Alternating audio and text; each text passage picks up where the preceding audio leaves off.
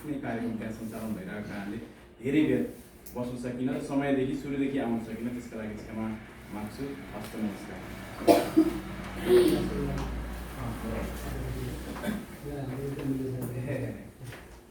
अब यता सरहरू जिज्ञासा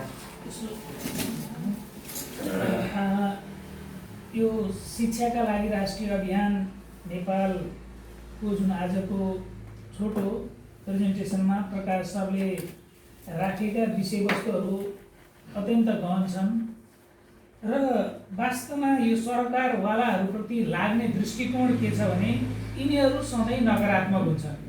एउटा सानो काम गर्दा हजारवटामा 999वटा राम्रो कामको यिनीहरू कहिल्यै प्रशंसा गर्दैनन्। त्यो एउटा कमी कमजोरी देखियो भने त्यसलाई चाहिँ इस्यु बनाउँछन् भन्ने भएको हुनाले सर्वप्रथम यो अभियानले चाहिँ गर्नुपर्ने कुरा सकारात्मक सोचका कुरालाई अगाडि लैजानु पर्यो।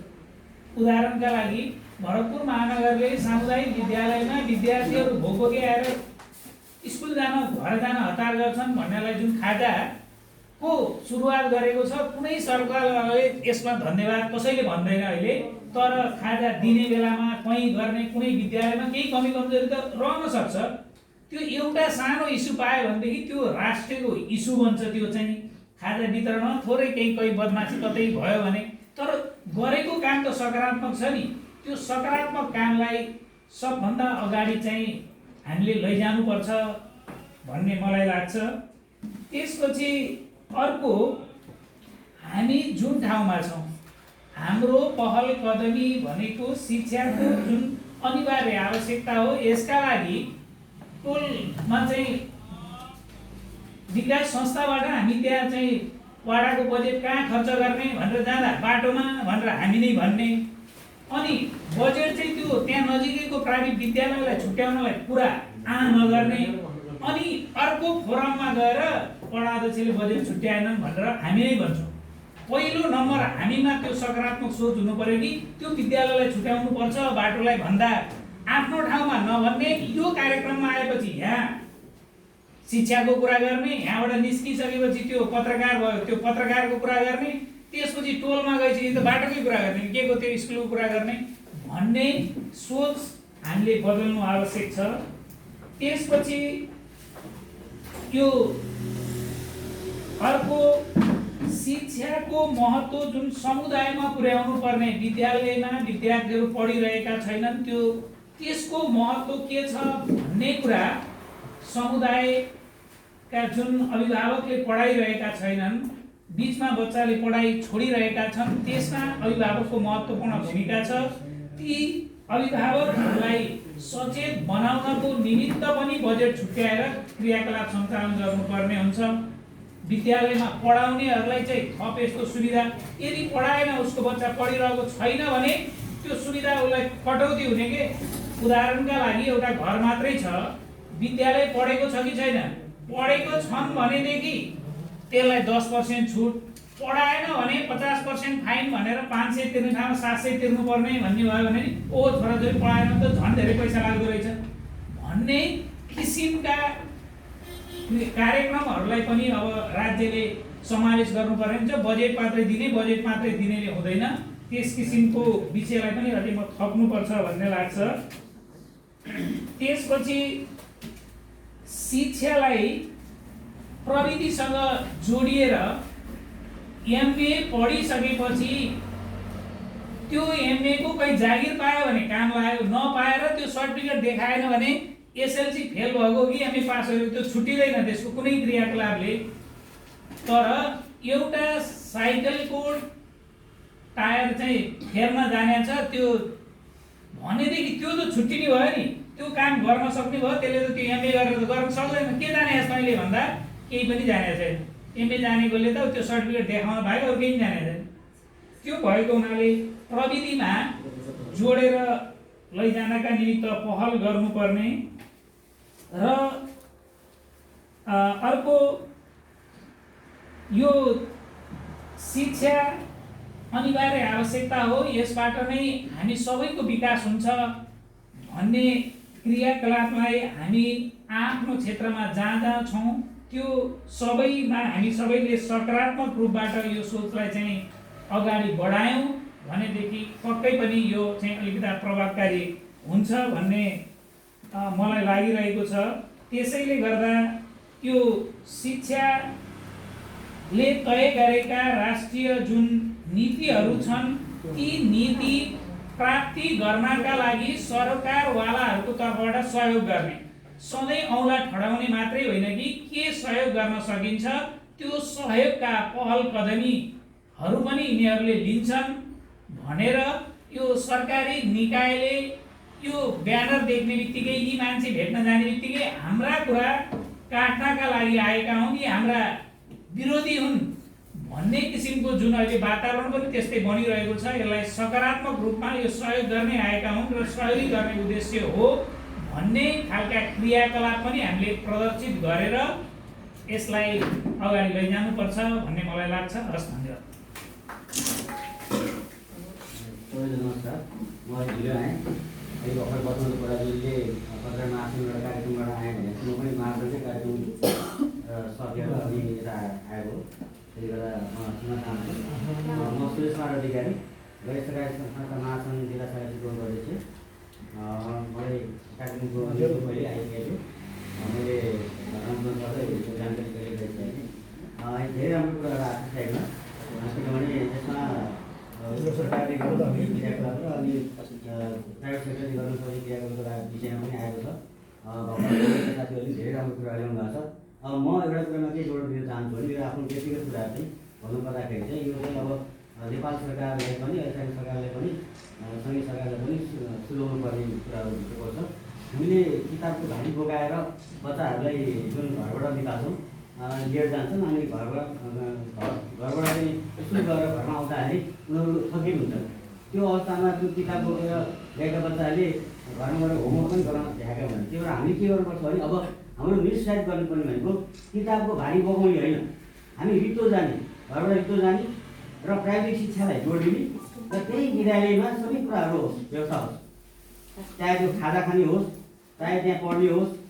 जस्तै अहिले स्वेटर बुन्ने विषयमा सरले एउटा सानो स्याम्पल देखाउनु हो र त्यो उदाहरण हो। त्यस्तै खालको प्राविधिकमा हुनुपर्ने सबै कुराहरूको व्यवस्था त्यहाँ त्यसलाई चाहिने सामग्रीहरूको विद्यालयले व्यवस्था गर्ने गराएर त्यसलाई बरु लाग्ने एउटा मिनिमम चार्ज अभिभावकबाट लिएर गरायो भने उनीहरूले सुकिलो भएर जान्छन्, सुकिलो भएर आउन सक्छन् र उनीहरूलाई मानसिक तनाव पनि हुँदैन। उनीहरूले त्यहाँ पढेर आउँदाखेरि घरबाट जसरी पढ्न जान्छन् त्यसरी स्कुलबाट घर आउँदाखेरि खेल्दै आउन सकोस्, उनीहरूलाई रमाइलो होस्, हँसिलो होस्, त्यो घरमा गएर बताउनु सकोस्, आमाबाबालाई भन्न सकोस् मैले आज यो गरेँ, यो गरेँ, यो बनाएँ।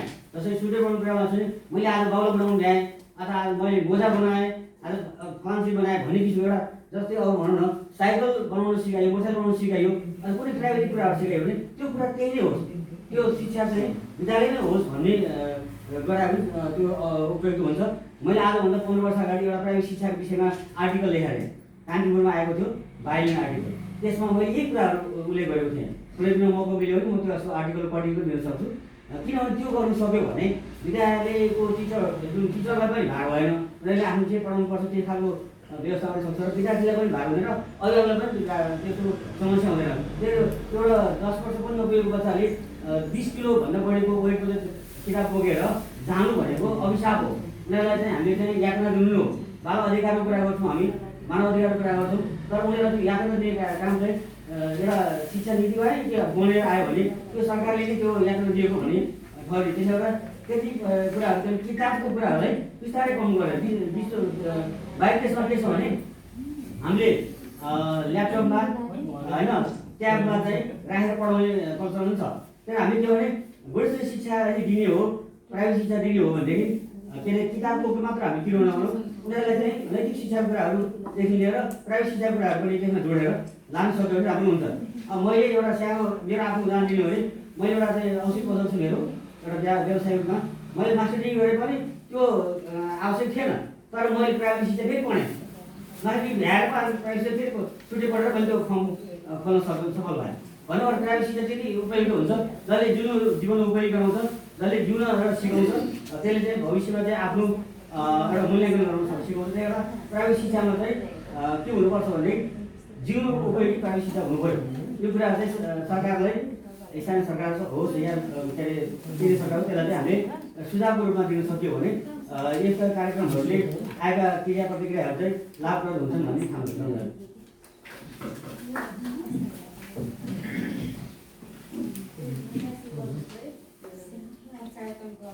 नाम सहित रिपोर्ट पनि बनाउँछ।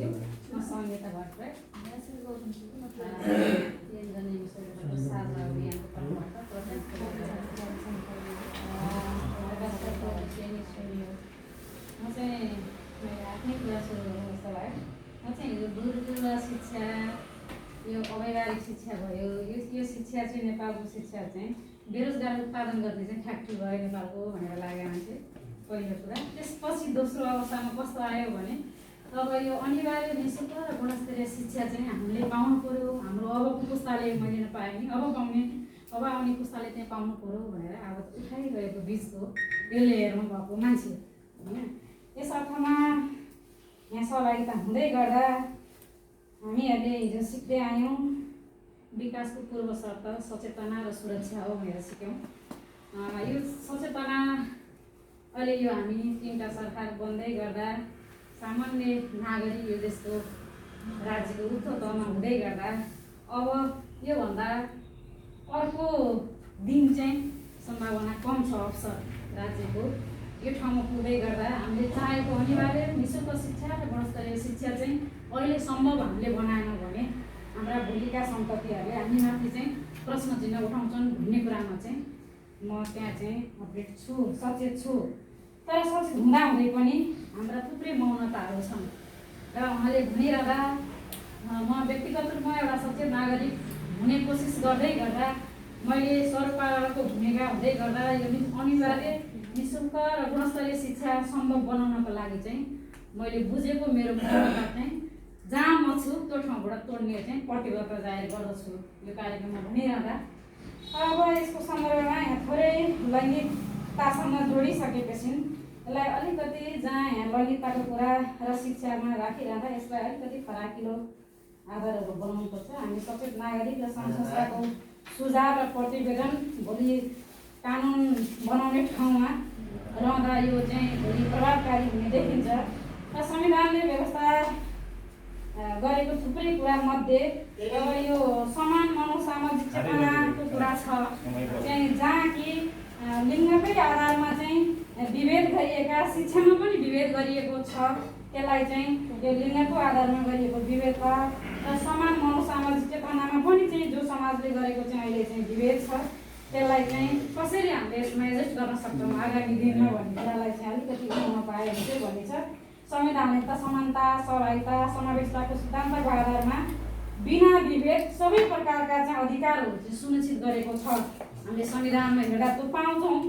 तर यसलाई व्यवहारिक हिसाबले कार्यान्वयन पक्षको अभाव जहाँ नीतिगत निर्णय गर्ने ठाउँमा र सङ्घ संस्थाहरू चलाउनेहरूले जीवनलाई पेसामा मात्रै धकेल्याउने उसको चाहिँ अनिवार्य दायित्व भुल्दैन र पेसालाई प्राथमिकता दिनेको कारणले गर्दाखेरि चाहिँ आफ्नो रोजीरोटीको लागि मात्रै त्यसमा आबद्ध हुने कारणले गर्दा जो अहिले चाहिँ यहाँ हामी यो विषय उठाइरहन परिरहेको छ र सबै हिसाबले चाहिँ संविधानले व्यवस्था गरेर सहजताको पनि व्यवस्था गरेको छ भने तर यसलाई चाहिँ हामीले बदल्नको निमित्त चाहिँ व्यवहारिक कार्यान्वयन खोजिरहेका छौँ र हाम्रो माइन्ड अथवा हाम्रो सोचलाई चाहिँ बदल्ने कार्यान्वयन तहमा रहेका मान्छेहरू नीति निर्माण गर्ने तहको ठाउँमा र सचेत नागरिकको चाहिँ सोचमा चाहिँ परिवर्तन नहुँदासम्म यो हामीले यति मिठो नारा हाम्रा भविष्य हाम्रा सन्तानहरूलाई दिइरहने चाहिँ भविष्यको लागि चाहिँ गर्न खोजेको सुनिश्चितता शिक्षामा पहुँच पुर्याउने कुरा चाहिँ कहीँ न कहीँ अल्मलिरहेको छ।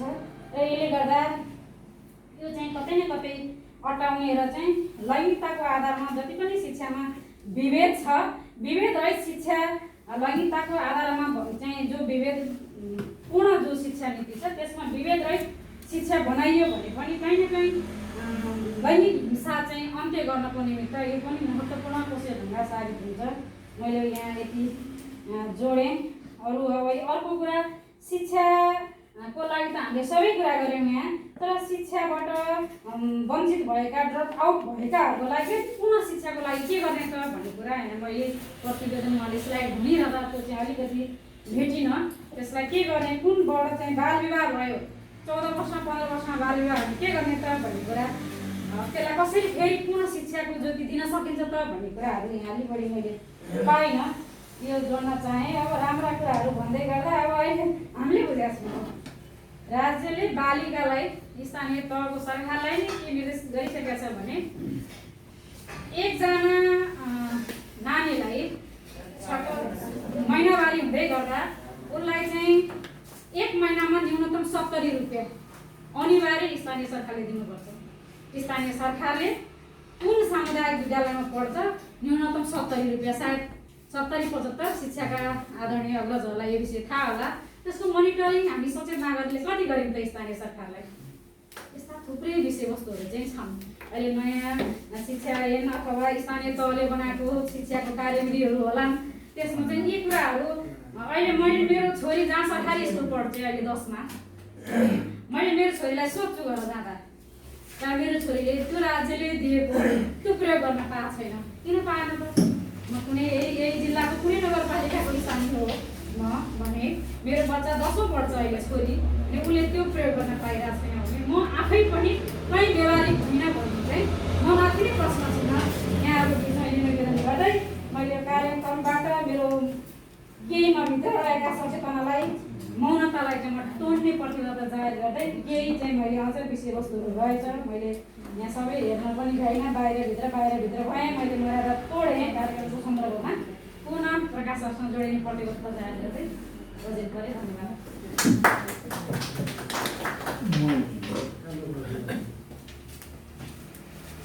नमस्कार, म रामेश्वर अधिकारी, नयाँ किरण कमल कुसुम माध्यमिक विद्यालय भरतपुर चितवनको प्रधानाध्यापक। शिक्षाका लागि राष्ट्रिय अभियान नेपाल जिल्ला शाखा चितवनद्वारा आयोजित यस कार्यक्रमका अध्यक्षज्यू, प्रमुख अतिथिज्यू, अन्य अतिथिज्यूहरू, पूर्व विषय पौडेल सर, शिक्षा समन्वयका शाखा अधिकारी श्रेष्ठ सर लगायत सहकर्मी शिक्षक साथीहरू र अन्य उपस्थित महानुभाव। कार्यक्रम असाध्यै राम्रो छ, राम्रो लाग्यो।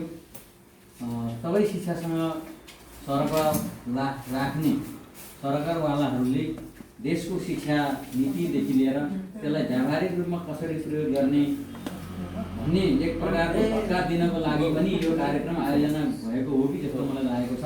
यसको लागि मलाई यहाँ आमन्त्रित गरी यो कार्यक्रममा 2-4 शब्द राख्ने अवसर दिनुभएकोमा मेरो विद्यालय नयाँ किरण कमल कुसुम माध्यमिक विद्यालयको तर्फबाट र मेरो आफ्नो व्यक्तिगत तर्फबाट यहाँप्रति म आभार व्यक्त गर्न चाहन्छु। र यहाँ धेरै कुरा सैद्धान्तिक उठेका पनि छन् र सैद्धान्तिक रूपमा उठेका कुराहरूलाई व्यावहारिक रूपमा त्यसलाई परिवर्तन गर्न असाध्यै आवश्यक छ। मैले धेरै कुरो चाहिँ त राख्दिनँ, तर मैले कहाँबाट सुरु गर्छु भने सबैभन्दा पहिला सरकारको शिक्षामा प्राथमिकता छैन। कतिौँ प्राथमिकता हो भन्ने प्राथमिकतै छैन। यो खोलाको बगेको पानी कहाँ गएर टुङ्गिने हो त्योभन्दा अरू केही उपाय छैन। किनभने जब सरकारको शिक्षामा चाहिँ प्राथमिकता हुन्छ त्यो सम्बन्धी त्यसका चाहिँ नीतिहरू बन्छ। यहाँभन्दा पहिला लालु र काल भन्ने पाठ पढिन्थ्यो, अहिले देवीरामले सिकाएको बाटो भन्ने पढिएको छ। विद्यार्थीहरू 9, 10, 11, 12 पढेका छन्, घरमा गएर एउटा तरकारी काट्न जान्दैन। आलु फ्राई खाने हो भन्छन्, आलु फ्राई कसरी गर्ने हो त्यो थाहा छैन। त्यसैले मैले यो एकदम व्यावहारिक शिक्षा दिनु पर्यो विद्यार्थीहरूलाई भन्ने कुरामा मैले सरकारवालाहरू बिचमा चाहिँ मैले कुरा राख्न चाहन्छु। र अर्को कुरा, म एउटा विद्यालयको प्रधानाध्यापक हैसियतले मैले त्यहाँ भएका चाहिँ एकदम डे टु डेका समस्याहरू र त्यो गएर सरकारसँग फुर्किएका कुराहरूको बारेमा केही जानकारी र सल्लाह सुझावको लागि यहाँहरूसँग अनुमति लिन चाहन्छु। सबैभन्दा पहिला यहाँले राख्नुभएको अनिवार्य निःशुल्क र गुणस्तरीय शिक्षा सम्भव छ। एकताका आयो थियो, शिक्षकले चाहेमा गुणस्तरीय शिक्षा सम्भव छ। गुणस्तरीय शिक्षा सम्भव छ। होइन शिक्षकले चाहेमा गर्न सक्छ। शिक्षकले चाहेमा गर्न सक्छ भन्ने एउटा थपिस थियो। के शिक्षकले गर्न चाहेकै होइन त भन्ने पनि कुरा निस्क्यो। यहाँभित्र धेरै कुरा छन्। मैले यो अनिवार्य गुणस्तरीय भन्दा पनि मैले यो निःशुल्क भन्ने शब्दको बारेमा केही मलाई मनमा लागेको कुरा बोल्न चाहे।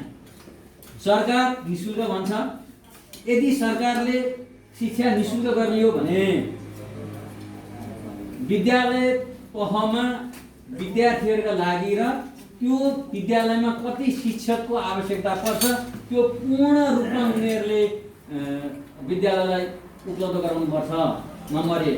अनि अर्को कुरा, विद्यालयहरू च्याउ उम्रे झैँ सरकारी विद्यालय पनि च्याउ उम्रे झैँ स्वीकृति दिनुहुन्न। 10 मिनटको फरकमा विद्यालयहरू खुलेका छन्, जसले गर्दा के छ, विद्यार्थीको सङ्ख्या कम छ। कक्षा हुन्छ 5वटा, विद्यार्थी हुन्छन् एउटा कक्षामा 10 जना, अनि 5वटा कक्षालाई 5 जना शिक्षक भन्छ चाहियो। तर हुन्छ यहाँ के भने नीति नियममा 50 जना बराबर एउटा शिक्षक, 40 जना बराबर एउटा शिक्षक भन्ने आधारमा त्यो विद्यालयलाई 3टा दरबन्दी दिइन्छ। अनि कसरी गुणस्तरीय शिक्षा आउँछ? अनि अहिले मैले भने 100 जना विद्यार्थी एक कक्षामा भर्ना भयो भने 10 कक्षामा पुग्दा एसीमा कति पुग्छ भने मैले 10 भनिदिएँ। कारण छ एकदम, किनभने नि हाम्रा विद्यालयका हरेक कक्षाका फर्स्ट सेकेन्ड थर्ड लगायत अलिकति सिपालु विद्यार्थीहरूलाई निजी विद्यालय सञ्चालकहरूले रात दिन हामी यो सुविधा दिन्छौँ त्यो सुविधा दिन्छौँ यसो गर्छौँ उसो गर्छौँ भनेर उनीहरूलाई भड्काउने चाहिँ गरै छन्। सबै ठाउँमा छ यो, हाम्रो विद्यालय मात्रै होइन सबै ठाउँमा छ। र अनि विद्यार्थीहरूलाई त्यो सबै सुविधाहरू दिने भनेर उनीहरूले विद्यार्थीहरूलाई चाहिँ लान खोजिरहेका छन्। अब हामी सरकारी विद्यालय पढाउने शिक्षकसँग बोलीभन्दा बाहेक हामीसँग केही पनि छैन। हामी गर्छौँ, हामी पढाउँछौँ, हामी खटेका छौँ, हामी बाल मैत्री तरिकाले पढाउँछौँ भनेर हामी लागेका पनि छौँ। अहिले मैले के चाहिँ भन्न लागेको छु भने एउटा मैले सबै ठाउँमा भन्ने गर्छु, कुनै बेलामा सरकारी काम पहिलालाई घाम भन्थे अरे उखान है, तर अहिले मैले के भन्छु भने हामी शिक्षकको काम कतिखेर उदाउला घाम। मैले यो हरेक ठाउँमा भन्ने गरेको छु कि कतिखेर उदाउला घाम र अनि स्कुलमा गएर स्कुलको काम गरौँला भनेर। र हामीसँग भएको अभिभावकहरू कस्ता हुनुहुन्छ भने बोलायो आउनुहुन्न, अनि फेरि आएकाहरूमा पनि फेरि यहाँ महिला साथीहरू पनि हुनुहुन्छ। हाम्रो बाध्यता पनि छ, परिस्थिति त्यस्तै छ। अधिकांश महिलाहरू आउनुहुन्छ। अब महिलाहरूले खासै यो काम गरौँ यस्तो गरौँ भनेर उहाँहरूले जिम्मेवारी दिन सक्नुहुन्न कि हामी यस्तो काम गर्छौँ भनेर 1-2 जनाले गर्नुहुन्छ, तर अधिकांशले सक्नुहुन्न। यो उहाँहरूको बाध्यता पनि छ। जति पुरुषहरू हुनुहुन्छ अलिकति हुने खाने विदेश जानु भएको छ, यहाँ त खालि बिहानदेखि बेलुकासम्म यो रोजगारीको लागि मात्रै हिँड्ने। जस्तो हाम्रो विद्यालयमा विद्यार्थी 8 बजी आउँछ बिहान। त्यो 8 बजी किन आउँछ होला? हजुरहरू केही भन्न सक्नुहुन्छ? ल, बिहान 8 बजी उहाँहरू काममा जाने, विद्यार्थीलाई स्कुलमा ल्याएर गेट खोलेर छोडिदिने। अनि के भन्नुहुन्छ भने नर्सरीको विद्यार्थीले पनि 4 बजीसम्म पढाउनु न। हामी 4:30 बजे फर्केर आउँदा छट्ट घर लान समय मिल्छ। ल यस्ता कुरा। अब यस्तोले अब स्कुलको सार्वजनिक स्कुलको गुणस्तर कसरी वृद्धि हुन्छ? र अब यहाँ प्रकाश सरले धेरै कुरा उठाउनु भयो। ती कुरा सरकारवालाहरूले सरकारलाई त्यो एक प्रकारले दबाब पनि दिनुपर्ने आवश्यकता छ। तर हामीले यो के हो भने एकदम व्यावहारिक रूपमा कहाँनिर गएर दबाब दिनुपर्छ, टोलमा समिति बनाएर, पालिकामा समिति बनाएर कसरी हुन्छ समिति मार्फत हामी गैर सरकारी संस्था लगायत शिक्षाका पेसागत संस्थाहरू पनि यिनीहरूसँग सहकार्य गरेर कसरी चाहिँ त्यो हाम्रो उद्देश्यलाई परिपूर्ति गर्न सकिन्छ, गुणस्तरीय शिक्षा त्यसलाई चाहिँ हामीले सम्भव बनाउन सकिन्छ, त्यहाँतिर लाग्यो भने यो सम्भव पनि छ। यति भन्दै फेरि पनि मैले यहाँ उपस्थित सबैहरूमा मैले हार्दिक नमन गर्दै अहिलेलाई म बिदा चाहन्छु।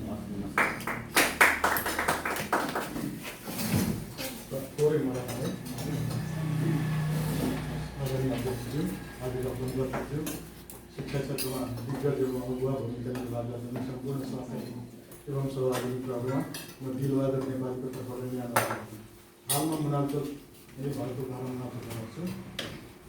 पृथ्वीका कुरा सरले जिज्ञासा के गर्यो भने हाम्रो चाहिँ सार्वजनिक शिक्षा र पब्लिक एजुकेसन चाहिँ इम्प्रुभ हुन सक्छ भन्ने प्रश्न राख्नुभएको थियो। जबसम्म अभिभावकहरू विद्यालयभित्र छिर्दैन तबसम्म चाहिँ आफ्नो सार्वजनिक शिक्षा चाहिँ अनि हुँदैन कि भन्ने मलाई लाग्छ। किन भन्दाखेरि म पूर्वाञ्चल विराटनगरमा काम गर्दाखेरि धनुषाको भोचक्र गाविसमा तत्कालीन गाविसमा एउटा विद्यालय छ जहाँका विद्यार्थीहरू त्यहाँका अभिभावकहरू सबै लाप्चे हो, जहाँका विद्यार्थीहरू पढ्न भनेपछि यता जाँदा यता फर्किने गर्थे। तर त्यहाँ पछि गएर त्यहाँका गार्जियनहरूको अथवा चाहिँ अभिभावकहरूको लगनशीलता देखेर र त्यहाँको एकजना टिचर भेटसरको कार्य हुनुहुन्थ्यो, उहाँको लगनशीलता देखेर ब्लक ग्रान्टबाट दिनुपर्ने इस्टिमेटको पैसा 23,000 रुपियाँ पनि इन्जिनियरले त्यहीँको पेट बनाउँदा लगानी गरिदिनु आफ्नो काम गर्न है। अनि अभिभावक हरेक दिन के गर्नुहुन्थ्यो भन्दा कोही पछाडि गएर क्लासमा बस्ने, कोही चाहिँ गेटमा बस्ने। सरले भनेको कुरो गेटमा बसेपछि सर आएर किन ढिलो आउनु भयो, विद्यार्थी ढिलो आउनु कि किन ढिलो आयो, तिम्रो घरमा केही समस्या पऱ्यो कि, मेरो लुगा थिएन भने ठिक छ सर आजलाई जान दिनु पऱ्यो, यसलाई लुगा दिनु दिनको लागि। जबसम्म रिसेन्टली स्कुललाई मेरो गार्जियन्स हुँदैन तबसम्म प्रोबाबली यो सार्वजनिक शिक्षा चाहिँ अगाडि हुँदैन जस्तो लाग्छ। अब त्यति बेला पनि भिलेज एजुकेसन कमिटी अथवा चाहिँ गाउँ शिक्षा समिति र भिलेज एजुकेसन प्लान गाउँ शिक्षा योजना थियो। त्यो योजनाहरूमा भिलेज एजुकेसन कमिटीले कहिलेकाहीँ फेभरेटिभ आफ्नो मान्छेहरू राख्ने काम गरेको कारणले गर्दाखेरि सार्वजनिक शिक्षाहरू राम्रो हुन नसकेको, शिक्षक आफ्नै घरको बुहारीलाई शिक्षक बनाउनको निमित्त पनि आफू गाउँ शिक्षा समितिको अध्यक्ष भएको व्यक्तिको छ। त्यस्ता कुराहरू पनि छन्, त्यसलाई सुधार गर्नुपर्छ। एसआइपी फर्मेसन एन्ड रिफर्मेसनको अवस्था अहिलेको अवस्थामा के छ, त्यतिखेर स्कुल इम्प्रुभमेन्ट प्लान चाहिँ राम्रै हुन्थ्यो। हामीले डिआरआरलाई पनि लैजानुपर्छ, लैङ्गिक समानता तथा सामाजिक समावेशीकरणलाई पनि हामीले इन्कर्पोरेट गर्नुपर्छ भन्ने क्याम्पेन एनसिईको तर्फबाट भनौँ अथवा एक्सएमएलको तर्फबाट विदिन द क्याम्पेन एडभोकेसी त्यस्तो गरेका थियौँ। 10 राइट्स चाहिँ इन्स्योर गर्नको निमित्त सिई आदि मस्ट क्रुसियल पार्ट आफैले पनि गर्नुपर्छ। सिटिजन एजुकेसन रिपोर्ट 50वटा इन्डिकेटर चाहिँ म्याक्सिमम रूपमा लिएको छ। त्यसलाई चाहिँ हामीले लिएर आफ्नो ऐना के हो त, what I did and what's I do, मैले के गर्न सक्छु भन्ने कुरालाई हामीले हरेक वर्ष रिभ्यू गऱ्यौँ भने हाम्रो शिक्षा अवश्य पनि अगाडि बढ्छ। अब खाजाको कुरा हो, सरले भनेको कुरा एकदमै राम्रो हो, त्यो पनि खाजा पनि चाहिन्छ पनि। तर राइट टु एजुकेसनको 10 राइट्स अफ एजुकेसन भित्र यो पनि परेको हुनाले हाम्रो स्थानीय सरकारले गर्नुपर्ने कुरा हो। त्यसको चाहिँ जज र अबजज दुवै लिनुपर्छ, दिनु पनि पर्छ। अघि रामकृष्ण माविको सरले भन्नुभयो टिसीहरू टिचर क्यान्डिडेट डिफरेन्स भन्ने कुरा चाहिँ मैले भुचक्र जनकपुरको दुईटा विद्यालयमा देखेको छु। त्यो भिडियोहरू छ, वेबसाइटमा गएर हेर्नु हो भने त्यहाँ पनि देखिन्छ। टिसीएमडी चाहिँ एकदमै राम्रो पार्ट छ। टिचर क्यान्डिडेट डिफरेन्स भनेको अब धेरै कुराहरू चाहिँ समुदायले गर्दो रहेछ कि टिचरले मोटिभेट गर्न सक्यो भने। सरले भनेको कुरा हो, हुँदा खाने अघि सरले कुरा निकाल्नु भएको हुँदा खाने व्यक्तिहरू खानको निमित्त हाम्रो नेपालमा कतिपय मान्छे बिलो पोभर्टी लाइनमा छन्। खानको निमित्त कमाउनु जानु पर्यो, विद्यालयमा पनि पठाउनु छ विद्यार्थीलाई, भोलि केही भइदिन्छ कि भन्ने अपेक्षा पनि छ, आशा पनि छ। अनि उनले आशा कसको गर्नु त, विद्यालयका शिक्षकहरूकै गर्नु पर्यो। त्यसैले 8 बजी विद्यार्थी आउँछन्, खाजा पनि खाने व्यवस्था पनि छ। आउने व्यवस्थालाई कसरी म्यानेजमेन्ट गर्नुपर्छ भिलेज एजुकेसन कमिटीसँग हजुरहरूले बसेर गर्नुभयो भने सायद यो मैले जवाब त दिनुपर्ने कुरो होइन, तर मलाई लागेको कुरो मैले थोरै भनेको। र अब टेक्निकल स्कुलहरू चाहिँ नभएको होइन, सरकारले हरेक गाउँ विकास समितिमा एउटा विद्यालय भन्ने खोलेको पनि थियो र छन् अहिले पनि टेक्निकल स्कुलहरू चलेका छन् र प्राइभेट सेक्टरबाट मदन राईले गरेका जस्ताहरू कुराहरू पनि टेक्निकल विद्यालय सञ्चालन गर्न सकिन्छ। मदन राईले चाहिँ 3टा गमला भयो मैले विद्यार्थीलाई बेसी पाउन सक्छु भन्नुहुन्छ कि अनि विद्यालय पढाउनु के भन्नुहुन्छ किताब बोकाउनै पर्दैन, हरेकको स्वाद थाहा पाउनुपर्छ, विद्यार्थी विद्यालयमा गएर सिक्नुपर्छ। शिक्षा उदयपुरको खाडुमा चाहिँ शैक्षिक मेटेरियल छ त्यो विद्यार्थीहरूले आफै बनाएर कतिसम्म राखेको थियो, विद्यालय पढाउन म जाने अवसर मिलेको थियो। Last but not the least मलाई एउटा जिज्ञासा चाहिँ छोड्न मन लाग्यो, सायद यो फ्लोरमा त्यो कुरो चाहिँ गलत साबित होस्, सही नहोस्। सायद हिजो नै हो के अरे 2077 साल मङ्सिर 26 गते शिक्षा मन्त्रालयमाथि थोरै अप्रिय घटनाको चाहिँ कारवाही गर्न खोजेको छ कि यो सत्य हो? पार्टनरसिप नै हिजोदेखि तोड्ने भन्ने कुरा छ कि यो सत्य हो त? यदि सत्य हो भने सरकारले नागरिक समाजलाई कुन एङ्गलबाट हेरेको छ? There should be analysis between the government and the civil society organization. यदि त्यो सत्य हो भने त्यसलाई चाहिँ फेरि हामीले रिइन्स्टेट गर्न के गर्नुपर्छ? जिल्लाबाटै भोलि क्याम्पेन गरेर अर्को मिटिङको सम्बन्ध आदेश सफल गर्न हुन्छ कि भन्ने चाहिँ मेरो जिज्ञासा छ, मेरो भनाइ यहाँतिर